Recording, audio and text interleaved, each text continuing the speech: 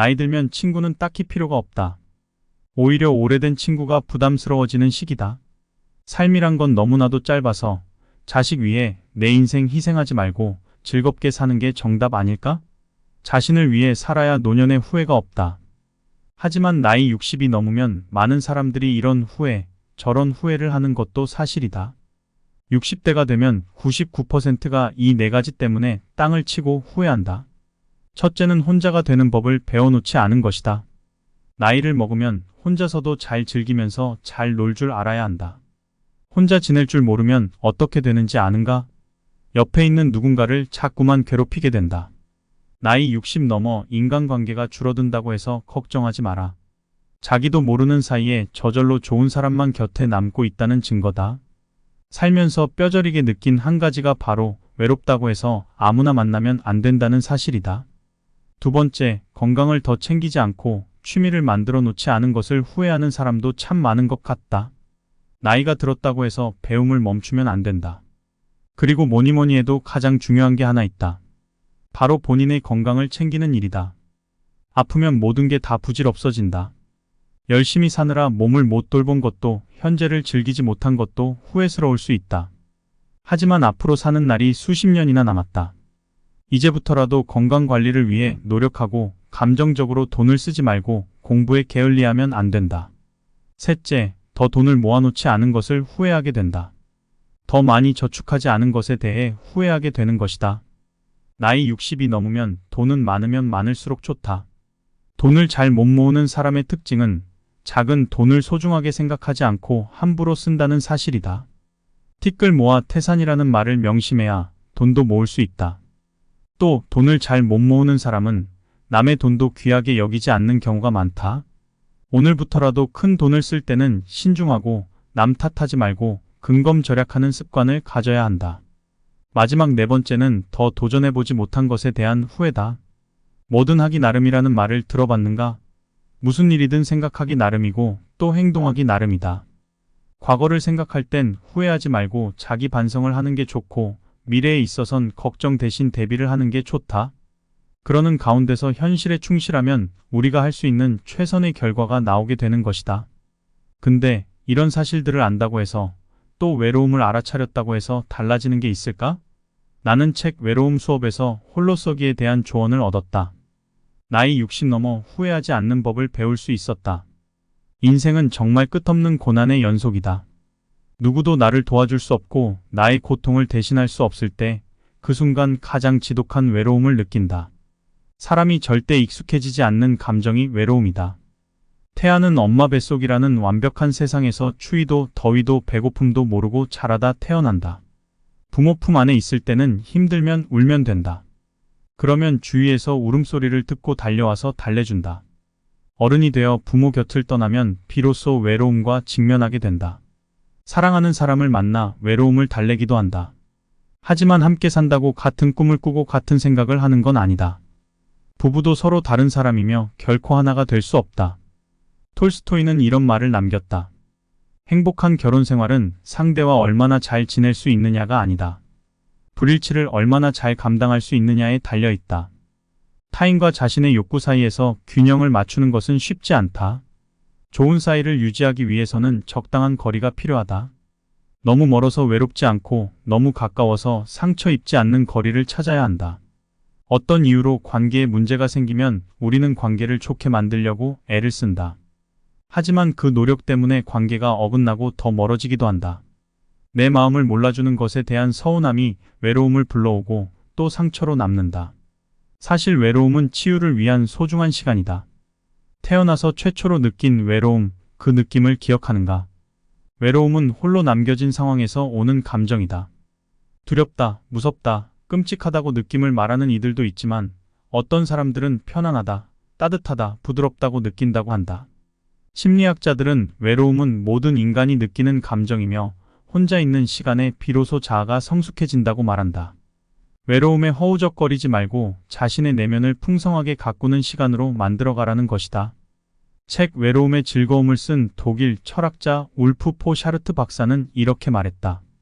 외로움은 인간의 삶에 필수적으로 포함되어 있다. 외로움은 숨을 들이마시는 것과 같고 다른 사람과 함께 있는 것은 숨을 내쉬는 것과 같다. 그 사이에 균형을 잡는 것이 중요하다. 어려서 왕따를 당하고 이렇게 마음먹었다. 어차피 타인의 마음은 내 뜻대로 할 수 없다. 그냥 내 마음대로 즐겁게 살자. 그런 마음으로 하고 싶은 일은 무엇이든 저지르고 본다. 좋아하는 사람이 있으면 만나자고 조르고 하고 싶은 일이 있으면 앞뒤 재지 않고 덤빈다. 인간은 사회적 동물이라 사회적 평판에 신경 쓸 수밖에 없다. 하지만 누군가 나를 미워하는 건 자연스러운 일이다. 나도 살면서 미운 사람이 있고 좋은 사람이 있다. 그런데 나를 미워할 자유가 그 사람에게 있다는 것도 인정했으면 좋겠다. 내가 미워하는 사람이 나를 미워하는 것은 어쩌면 바람직한 삶이 아닐까 싶다. 누군가가 나를 미워하면 나는 세 가지를 생각해 본다. 첫째, 그 사람이 좋은 사람인가, 나쁜 사람인가? 나쁜 사람이 나를 미워하는 건 좋은 일이다. 내가 잘 살고 있다는 방증이기도 하다. 나쁜 사람의 행동에 내가 걸림돌이 된다는 뜻이다. 둘째, 좋은 사람이 나를 미워한다면 이유는 무엇인가? 그 이유를 곰곰이 찾아보고 정 모르겠다면 가서 솔직하게 물어본다. 물어봤는데 대답을 회피하거나 혹은 더 삐딱하게 나올 때도 있다. 어쩌면 그 사람은 그렇게 좋은 사람이 아닐지도 모르겠다. 그런 경우라면 신경 쓰지 않아도 된다. 셋째, 누군가 나도 어떻게 할 수 없는 문제를 가지고 나를 미워하면 어떻게 할 것인가? 내가 고칠 수 없는 어떤 일이 있거나 입장을 바꿀 수 없는 일로 나를 미워한다면 그냥 사는 것 말고는 답이 없다. 남을 위해 내가 나를 버릴 수는 없다. 그런데 앞에서 말한 세 가지는 모두 참 피곤한 일이다. 누군가 좋은 사람이다, 나쁜 사람이다. 이렇게 딱 구분짓기가 어렵다. 이유를 물어보기도 알려주기도 힘들다. 대부분의 사람은 잘 바뀌지 않는다. 그래서 물어봐도 가르쳐주지 않는 경우도 많다. 제일 좋은 해법은 타인의 감정에 조금은 무심해지는 것이다. 다만 타인의 마음을 돌보지 않는 사람은 자칫 괴물이 될 수 있으므로 마음 공부를 열심히 한다. 책을 읽거나 명상을 하고 수련을 통해 나의 삶이 남에게 피해가 가지 않도록 공부를 한다. 다른 사람의 마음을 어찌할 수 없다는 걸 알기에 내 마음을 보살피고 돌본다. 걱정 없이 사는 삶은 쉽지 않다. 조지 윌턴이라는 정신과 상담의는 걱정은 질병이라고까지 말한다. 우리가 안고 살아가는 대부분의 걱정은 할 필요가 없다. 통계에 따르면 걱정의 96%는 대부분 지나간 과거, 아직 오지 않은 미래에 대한 일이라고 한다. 내가 아무리 애써도 바꿀 수 없는 일이라면 최선을 다해 노력하되 결과는 하늘에 맡긴다. 과거에 대한 후회와 미래에 대한 걱정으로 지금 이 순간, 현재를 즐기지 못하는 건 너무 억울한 일이다. 어렸을 때 가장 큰 고민은 못생긴 외모였다. 어느 날 문득 깨달았다. 태어날 때부터 못생긴 얼굴을 바꿀 수 있는가? 바꿀 수 없었다. 그래서 나는 못생긴 남자 대신 재밌는 남자가 되기로 결심했다. 힘든 일을 겪으면서 걱정하는 것은 자연스럽다. 하지만 불안과 걱정에 사로잡힐수록 더 외로워졌다. 걱정은 외로움의 또 다른 모습이다. 정을 없애려고 애쓰지 말고 때로는 그냥 방치하는 것도 방법이다. 인생 대부분의 시간은 혼자 보낸다. 혼자 있어도 외롭지 않은 건 무언가 몰입하는 대상이 있기 때문이다. 현업에서 쫓겨나거나 대기 발령을 받고 징계받았을 때 혼자 보내는 시간이 많았다. 그 시간을 견딜 수 있었던 것은 책 덕분이었다. 몰입할 수 있는 대상이 있다면 견딜 만하다. 공부를 못해 부모에게 인정받지 못했고 못생겨서 친구들에게 따돌림 받는다고 생각했다. 성적이 좋지 않으니 목표했던 대학에 떨어졌고 외모 때문에 연애를 못한다고 속상해했다. 무엇 때문에라고 생각하며 위축되어 있었다. 타라 브렉의 책 자기 돌봄에는 한 고아 소녀의 이야기가 나온다. 소녀는 외할머니 밑에서 자랐지만 한시도 고아라는 생각에서 떠나본 적이 없다. 학교 친구들과도 어울리지 못했다. 고아라서 무시당할까 그랬다. 소녀는 강한 척하며 거칠게 말하고 행동했다. 어느 날 머리카락이 검은 친구와 눈이 마주쳤다. 친구는 미소를 보여주었다. 하지만 소녀는 고개를 돌려 외면했다. 그 소녀가 30이 넘어서 이런 고백을 한다. 단지 부모가 없었을 뿐인데 나는 왜 그걸 인정하지 못했던 걸까? 그래서 나는 많은 것을 잃었다. 슬퍼하고 우울해하고 화를 내느라 아무것도 못했다. 그 검은 머리 아이랑 친구가 될 기회도 놓쳐버렸다. 30이 된 소녀는 무엇 때문에 삶의 기회를 놓쳤다면서 계속 분노하고 외로움 속에 스스로를 가둬두었다. 우리 또한 무엇 때문에 삶을 제대로 살지 못하기도 한다. 소녀는 자기 잘못이 아니라는 자각을 통해 비로소 자책에서 벗어난다. 삶의 조건은 달라지지 않았지만 자기 자신을 인정하는 순간 더 이상 삶을 두려워하지 않게 된 것이다. 다른 사람에게 마음을 활짝 열라는 이야기를 많이 하는데 사실 자신에게 마음을 열어 연민하고 다독이는 일이 참 중요하다. 아무리 힘든 순간에도 재미난 부분이 있다. 어려서 나는 남을 웃기려고 집착했다. 책을 보니 사람은 웃기는 사람보다 자신의 이야기에 잘 웃어주는 사람을 더 좋아한다고 했다. 그래서 사람들의 이야기에 귀를 기울이고 재미난 대목에는 웃음을 터뜨렸다. 거울을 보고 무표정하게 있으면 쌀쌀맞아 보인다. 웃는 얼굴은 상대방의 기분을 좋게 한다. 거울을 보고 웃음을 연습했다. 처음엔 어색해도 익숙해지면 자연스러운 웃음이 나온다. 은퇴하고 나서 내가 가장 행복한 순간은 스마트폰을 무음으로 전환할 때였다. 요즘은 스마트폰을 무음으로 돌리고 운동이나 걷기, 독서에 집중한다. 한두 시간마다 한 번씩 메시지만 확인한다. 용건이 있는 분이라면 전화를 받지 않으면 문자를 보낼 것이다. SNS 앱도 지웠다. 내 삶을 실시간으로 중계하는 일도 그만두고 실시간 스마트폰으로 타인의 삶을 들여다보는 시간을 줄이는 것만으로도 일상의 소소한 행복이 늘어난다. 인터넷 접속은 하루 3번이면 충분하다. 문자나 카카오톡, 이메일을 실시간으로 확인하지 않아도 큰일이 생기지는 않았다.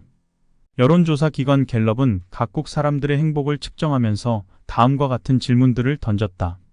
어제 하루 당신은 다른 사람들로부터 존중받았습니까?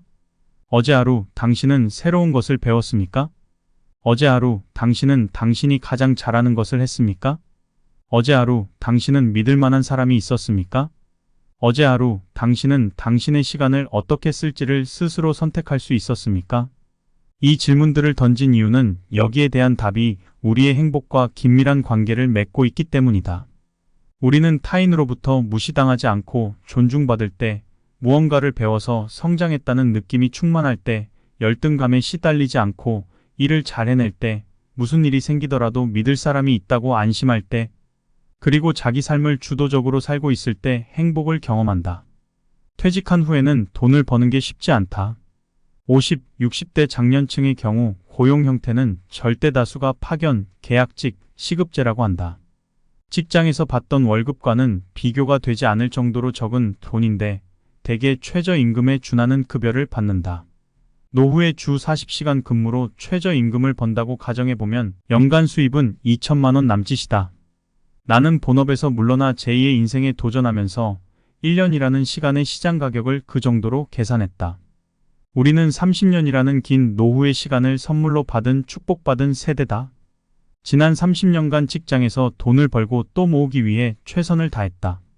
이제는 돈을 모으는데 연연하지는 않고 매일 가계부를 쓰며 적자만 모면하자는 목표를 지켜간다. 언젠가는 수입이 줄어 적자가 날 때도 오겠지만 30년이라는 긴 노후의 시간을 선물로 만들고 싶다. 그래서 돈보다 시간의 우선순위를 두려고 한다. 자산이나 예금 잔고가 줄어드는 불안을 피하고 싶은 것은 인지상정이다.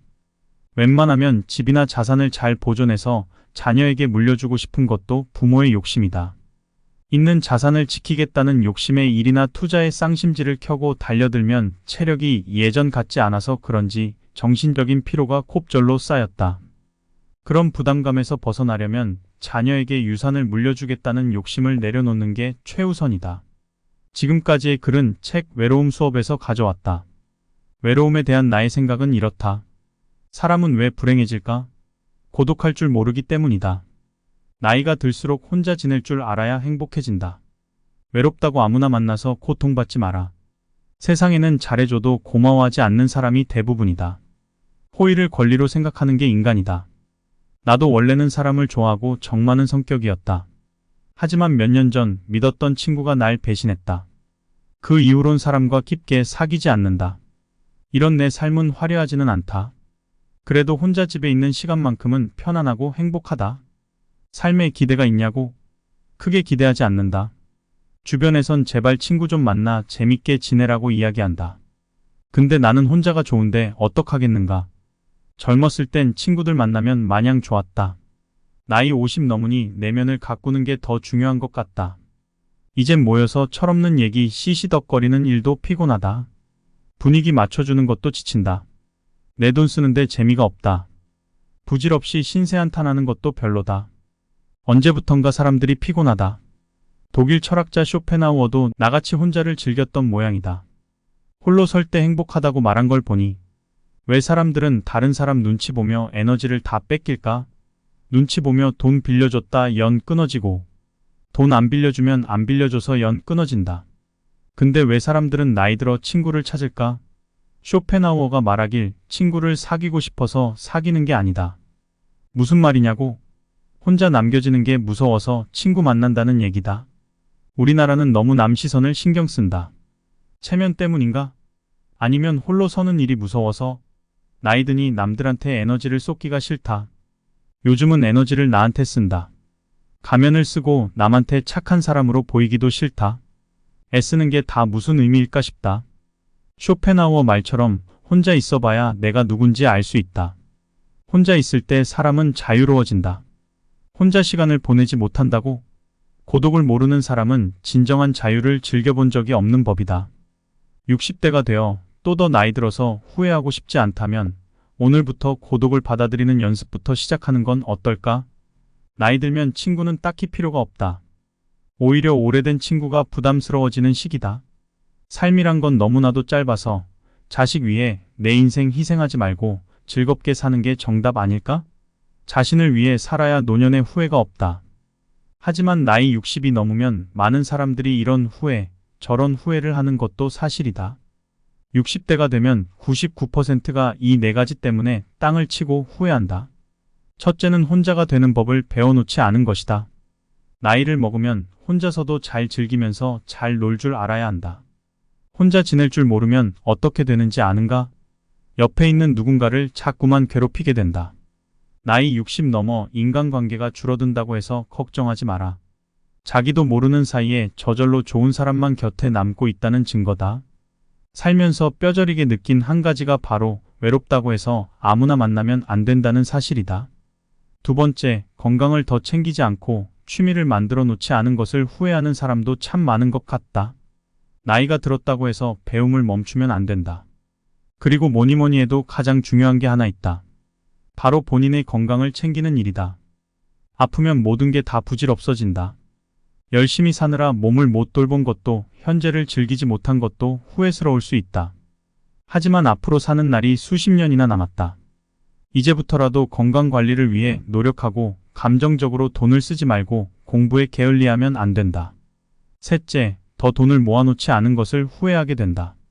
더 많이 저축하지 않은 것에 대해 후회하게 되는 것이다. 나이 60이 넘으면 돈은 많으면 많을수록 좋다. 돈을 잘 못 모으는 사람의 특징은 작은 돈을 소중하게 생각하지 않고 함부로 쓴다는 사실이다. 티끌 모아 태산이라는 말을 명심해야 돈도 모을 수 있다. 또 돈을 잘 못 모으는 사람은 남의 돈도 귀하게 여기지 않는 경우가 많다. 오늘부터라도 큰 돈을 쓸 때는 신중하고 남 탓하지 말고 근검절약하는 습관을 가져야 한다. 마지막 네 번째는 더 도전해보지 못한 것에 대한 후회다. 뭐든 하기 나름이라는 말을 들어봤는가? 무슨 일이든 생각하기 나름이고 또 행동하기 나름이다. 과거를 생각할 땐 후회하지 말고 자기 반성을 하는 게 좋고 미래에 있어선 걱정 대신 대비를 하는 게 좋다. 그러는 가운데서 현실에 충실하면 우리가 할 수 있는 최선의 결과가 나오게 되는 것이다. 근데 이런 사실들을 안다고 해서 또 외로움을 알아차렸다고 해서 달라지는 게 있을까? 나는 책 외로움 수업에서 홀로서기에 대한 조언을 얻었다. 나이 60 넘어 후회하지 않는 법을 배울 수 있었다. 인생은 정말 끝없는 고난의 연속이다. 누구도 나를 도와줄 수 없고 나의 고통을 대신할 수 없을 때 그 순간 가장 지독한 외로움을 느낀다. 사람이 절대 익숙해지지 않는 감정이 외로움이다. 태아는 엄마 뱃속이라는 완벽한 세상에서 추위도 더위도 배고픔도 모르고 자라다 태어난다. 부모 품 안에 있을 때는 힘들면 울면 된다. 그러면 주위에서 울음소리를 듣고 달려와서 달래준다. 어른이 되어 부모 곁을 떠나면 비로소 외로움과 직면하게 된다. 사랑하는 사람을 만나 외로움을 달래기도 한다. 하지만 함께 산다고 같은 꿈을 꾸고 같은 생각을 하는 건 아니다. 부부도 서로 다른 사람이며 결코 하나가 될 수 없다. 톨스토이는 이런 말을 남겼다. 행복한 결혼 생활은 상대와 얼마나 잘 지낼 수 있느냐가 아니다. 불일치를 얼마나 잘 감당할 수 있느냐에 달려 있다. 타인과 자신의 욕구 사이에서 균형을 맞추는 것은 쉽지 않다. 좋은 사이를 유지하기 위해서는 적당한 거리가 필요하다. 너무 멀어서 외롭지 않고 너무 가까워서 상처 입지 않는 거리를 찾아야 한다. 어떤 이유로 관계에 문제가 생기면 우리는 관계를 좋게 만들려고 애를 쓴다. 하지만 그 노력 때문에 관계가 어긋나고 더 멀어지기도 한다. 내 마음을 몰라주는 것에 대한 서운함이 외로움을 불러오고 또 상처로 남는다. 사실 외로움은 치유를 위한 소중한 시간이다. 태어나서 최초로 느낀 외로움, 그 느낌을 기억하는가? 외로움은 홀로 남겨진 상황에서 오는 감정이다. 두렵다, 무섭다, 끔찍하다고 느낌을 말하는 이들도 있지만 어떤 사람들은 편안하다, 따뜻하다, 부드럽다고 느낀다고 한다. 심리학자들은 외로움은 모든 인간이 느끼는 감정이며 혼자 있는 시간에 비로소 자아가 성숙해진다고 말한다. 외로움에 허우적거리지 말고 자신의 내면을 풍성하게 가꾸는 시간으로 만들어가라는 것이다. 책 외로움의 즐거움을 쓴 독일 철학자 울프 포 샤르트 박사는 이렇게 말했다. 외로움은 인간의 삶에 필수적으로 포함되어 있다. 외로움은 숨을 들이마시는 것과 같고 다른 사람과 함께 있는 것은 숨을 내쉬는 것과 같다. 그 사이의 균형을 잡는 것이 중요하다. 어려서 왕따를 당하고 이렇게 마음먹었다. 어차피 타인의 마음은 내 뜻대로 할 수 없다. 그냥 내 마음대로 즐겁게 살자. 그런 마음으로 하고 싶은 일은 무엇이든 저지르고 본다. 좋아하는 사람이 있으면 만나자고 조르고 하고 싶은 일이 있으면 앞뒤 재지 않고 덤빈다. 인간은 사회적 동물이라 사회적 평판에 신경 쓸 수밖에 없다. 하지만 누군가 나를 미워하는 건 자연스러운 일이다. 나도 살면서 미운 사람이 있고 좋은 사람이 있다. 그런데 나를 미워할 자유가 그 사람에게 있다는 것도 인정했으면 좋겠다. 내가 미워하는 사람이 나를 미워하는 것은 어쩌면 바람직한 삶이 아닐까 싶다. 누군가가 나를 미워하면 나는 세 가지를 생각해 본다. 첫째, 그 사람이 좋은 사람인가, 나쁜 사람인가? 나쁜 사람이 나를 미워하는 건 좋은 일이다. 내가 잘 살고 있다는 방증이기도 하다. 나쁜 사람의 행동에 내가 걸림돌이 된다는 뜻이다. 둘째, 좋은 사람이 나를 미워한다면 이유는 무엇인가? 그 이유를 곰곰이 찾아보고 정 모르겠다면 가서 솔직하게 물어본다. 물어봤는데 대답을 회피하거나 혹은 더 삐딱하게 나올 때도 있다. 어쩌면 그 사람은 그렇게 좋은 사람이 아닐지도 모르겠다. 그런 경우라면 신경 쓰지 않아도 된다. 셋째, 누군가 나도 어떻게 할 수 없는 문제를 가지고 나를 미워하면 어떻게 할 것인가? 내가 고칠 수 없는 어떤 일이 있거나 입장을 바꿀 수 없는 일로 나를 미워한다면 그냥 사는 것 말고는 답이 없다. 남을 위해 내가 나를 버릴 수는 없다. 그런데 앞에서 말한 세 가지는 모두 참 피곤한 일이다. 누군가 좋은 사람이다, 나쁜 사람이다, 이렇게 딱 구분짓기가 어렵다. 이유를 물어보기도 알려주기도 힘들다. 대부분의 사람은 잘 바뀌지 않는다. 그래서 물어봐도 가르쳐주지 않는 경우도 많다. 제일 좋은 해법은 타인의 감정에 조금은 무심해지는 것이다. 다만 타인의 마음을 돌보지 않는 사람은 자칫 괴물이 될 수 있으므로 마음 공부를 열심히 한다. 책을 읽거나 명상을 하고 수련을 통해 나의 삶이 남에게 피해가 가지 않도록 공부를 한다. 다른 사람의 마음을 어찌할 수 없다는 걸 알기에 내 마음을 보살피고 돌본다. 걱정 없이 사는 삶은 쉽지 않다. 조지 윌턴이라는 정신과 상담인은 걱정은 질병이라고까지 말한다. 우리가 안고 살아가는 대부분의 걱정은 할 필요가 없다. 통계에 따르면 걱정의 96%는 대부분 지나간 과거, 아직 오지 않은 미래에 대한 일이라고 한다. 내가 아무리 애써도 바꿀 수 없는 일이라면 최선을 다해 노력하되 결과는 하늘에 맡긴다. 과거에 대한 후회와 미래에 대한 걱정으로 지금 이 순간, 현재를 즐기지 못하는 건 너무 억울한 일이다. 어렸을 때 가장 큰 고민은 못생긴 외모였다. 어느 날 문득 깨달았다. 태어날 때부터 못생긴 얼굴을 바꿀 수 있는가? 바꿀 수 없었다. 그래서 나는 못생긴 남자 대신 재밌는 남자가 되기로 결심했다. 힘든 일을 겪으면서 걱정하는 것은 자연스럽다. 하지만 불안과 걱정에 사로잡힐수록 더 외로워졌다. 걱정은 외로움의 또 다른 모습이다. 정을 없애려고 애쓰지 말고 때로는 그냥 방치하는 것도 방법이다. 인생 대부분의 시간은 혼자 보낸다. 혼자 있어도 외롭지 않은 건 무언가 몰입하는 대상이 있기 때문이다.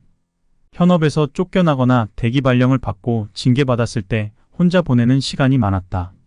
그 시간을 견딜 수 있었던 것은 책 덕분이었다.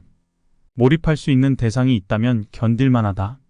공부를 못해 부모에게 인정받지 못했고 못생겨서 친구들에게 따돌림 받는다고 생각했다. 성적이 좋지 않으니 목표했던 대학에 떨어졌고 외모 때문에 연애를 못한다고 속상해했다. 무엇 때문에라고 생각하며 위축되어 있었다.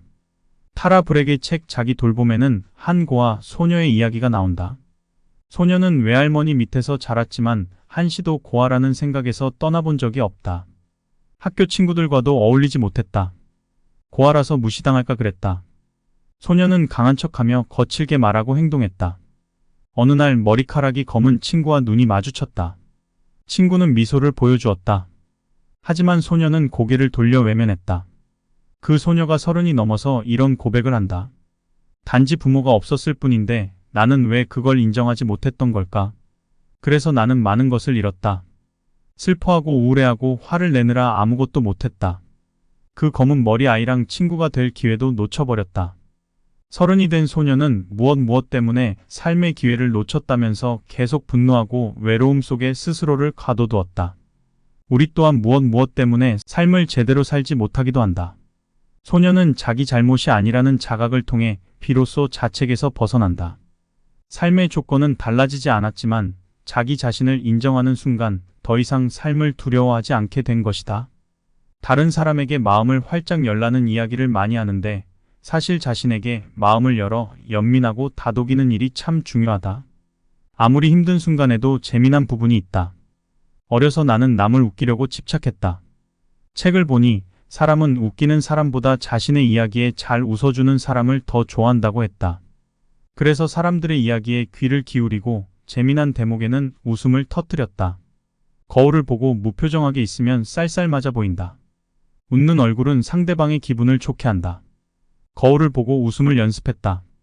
처음엔 어색해도 익숙해지면 자연스러운 웃음이 나온다. 은퇴하고 나서 내가 가장 행복한 순간은 스마트폰을 무음으로 전환할 때였다. 요즘은 스마트폰을 무음으로 돌리고 운동이나 걷기, 독서에 집중한다. 한두 시간마다 한 번씩 메시지만 확인한다. 용건이 있는 분이라면 전화를 받지 않으면 문자를 보낼 것이다. SNS 앱도 지웠다. 내 삶을 실시간으로 중계하는 일도 그만두고 실시간 스마트폰으로 타인의 삶을 들여다보는 시간을 줄이는 것만으로도 일상의 소소한 행복이 늘어난다. 인터넷 접속은 하루 3번이면 충분하다. 문자나 카카오톡, 이메일을 실시간으로 확인하지 않아도 큰일이 생기지는 않았다. 여론조사 기관 갤럽은 각국 사람들의 행복을 측정하면서 다음과 같은 질문들을 던졌다. 어제 하루 당신은 다른 사람들로부터 존중받았습니까? 어제 하루 당신은 새로운 것을 배웠습니까? 어제 하루 당신은 당신이 가장 잘하는 것을 했습니까? 어제 하루 당신은 믿을 만한 사람이 있었습니까?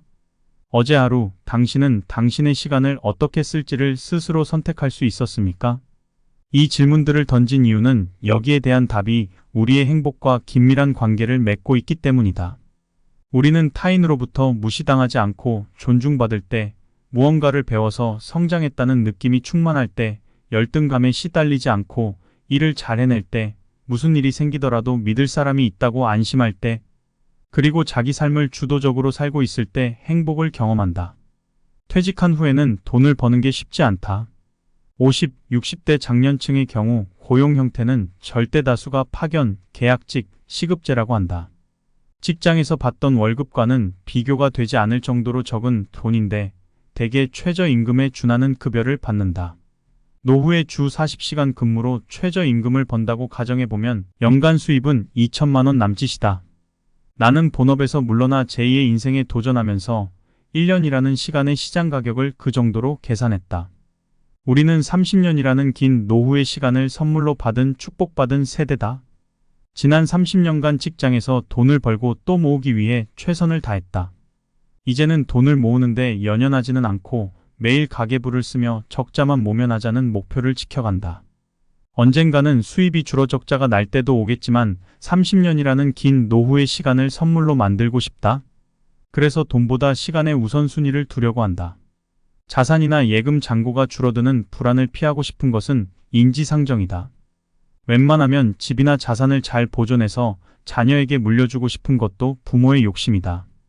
있는 자산을 지키겠다는 욕심에 일이나 투자의 쌍심지를 켜고 달려들면 체력이 예전 같지 않아서 그런지 정신적인 피로가 곱절로 쌓였다. 그런 부담감에서 벗어나려면 자녀에게 유산을 물려주겠다는 욕심을 내려놓는 게 최우선이다. 지금까지의 글은 책 외로움 수업에서 가져왔다. 외로움에 대한 나의 생각은 이렇다. 사람은 왜 불행해질까? 고독할 줄 모르기 때문이다. 나이가 들수록 혼자 지낼 줄 알아야 행복해진다. 외롭다고 아무나 만나서 고통받지 마라. 세상에는 잘해줘도 고마워하지 않는 사람이 대부분이다. 호의를 권리로 생각하는 게 인간이다. 나도 원래는 사람을 좋아하고 정 많은 성격이었다. 하지만 몇 년 전 믿었던 친구가 날 배신했다. 그 이후론 사람과 깊게 사귀지 않는다. 이런 내 삶은 화려하지는 않다. 그래도 혼자 집에 있는 시간만큼은 편안하고 행복하다. 삶에 기대가 있냐고? 크게 기대하지 않는다. 주변에선 제발 친구 좀 만나 재밌게 지내라고 이야기한다. 근데 나는 혼자가 좋은데 어떡하겠는가? 젊었을 땐 친구들 만나면 마냥 좋았다. 나이 50 넘으니 내면을 가꾸는 게 더 중요한 것 같다. 이젠 모여서 철없는 얘기 시시덕거리는 일도 피곤하다. 분위기 맞춰주는 것도 지친다. 내 돈 쓰는데 재미가 없다. 부질없이 신세 한탄하는 것도 별로다. 언제부턴가 사람들이 피곤하다. 독일 철학자 쇼펜하우어도 나같이 혼자를 즐겼던 모양이다. 홀로 설 때 행복하다고 말한 걸 보니 왜 사람들은 다른 사람 눈치 보며 에너지를 다 뺏길까? 눈치 보며 돈 빌려줬다 연 끊어지고 돈 안 빌려주면 안 빌려줘서 연 끊어진다. 근데 왜 사람들은 나이 들어 친구를 찾을까? 쇼펜하우어가 말하길 친구를 사귀고 싶어서 사귀는 게 아니다. 무슨 말이냐고? 혼자 남겨지는 게 무서워서 친구 만난다는 얘기다. 우리나라는 너무 남 시선을 신경 쓴다. 체면 때문인가? 아니면 홀로 서는 일이 무서워서? 나이 드니 남들한테 에너지를 쏟기가 싫다. 요즘은 에너지를 나한테 쓴다. 가면을 쓰고 남한테 착한 사람으로 보이기도 싫다. 애쓰는 게 다 무슨 의미일까 싶다. 쇼펜하우어 말처럼 혼자 있어봐야 내가 누군지 알 수 있다. 혼자 있을 때 사람은 자유로워진다. 혼자 시간을 보내지 못한다고? 고독을 모르는 사람은 진정한 자유를 즐겨본 적이 없는 법이다. 60대가 되어 또 더 나이 들어서 후회하고 싶지 않다면 오늘부터 고독을 받아들이는 연습부터 시작하는 건 어떨까?